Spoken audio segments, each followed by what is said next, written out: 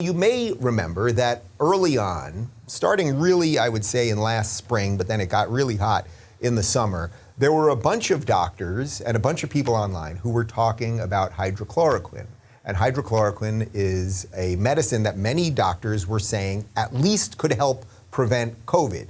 Plenty of people were booted from Twitter from this, videos were taken down on YouTube, channels were deleted, doctors had their reputations destroyed, mobs going after their jobs and families and all of those things. Well, now there is a new study that says that hydroxychloroquine is probably quite effective in dealing with COVID. Let's throw to Fox News. And now, over a year later, we have that data that Dr. Stephen Smith promised. In a new study, Smith and 3 other medical experts prove what he and this show have been telling you for more than a year, that hydroxychloroquine can save lives.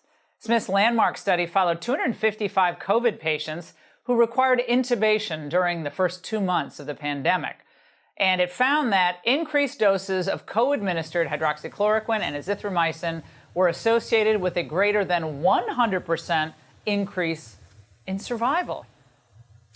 That's a study using science, saying some stuff. Now, I'm not telling you it's 100% true, but the point is that many doctors and reputable people and a small amount of journalists, and that was an accidental air quote. Some of these people are actual journalists.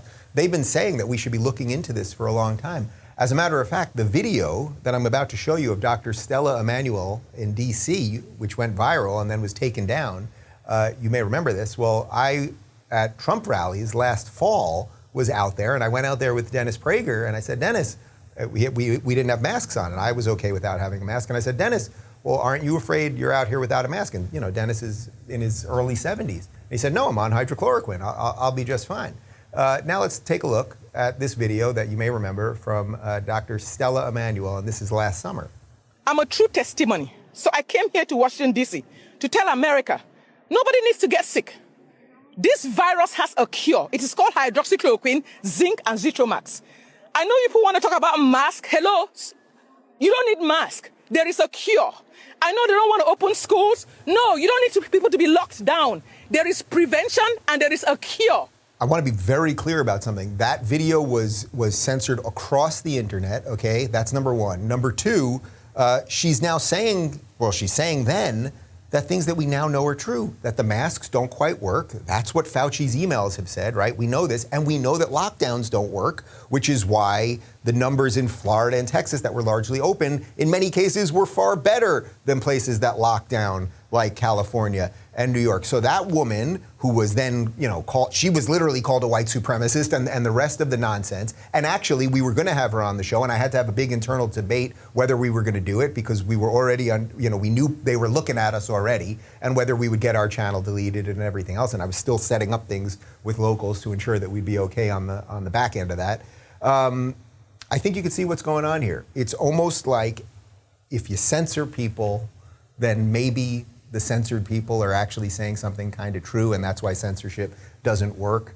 I mean, a lot of people owe that woman an apology, including Jack from Twitter and Mark Zuckerberg from Facebook. Anyway, I'm not telling you it's 100%, that the studies are 100% right? Like, I'm not telling you that. Actually, maybe we'll try to get that doctor on.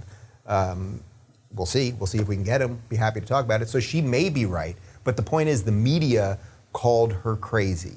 And that's what the media seems to do with anyone who dares say anything close to the truth. Let's remember, a few months ago, if you dared say that perhaps this was a man-made virus from a lab in Wuhan that might have been leaked, either intentionally or not, that could have got you banned from Twitter. Now you're allowed to say it. Facebook actually changed their policy altogether. If you had said that on Facebook a few months ago, you were done.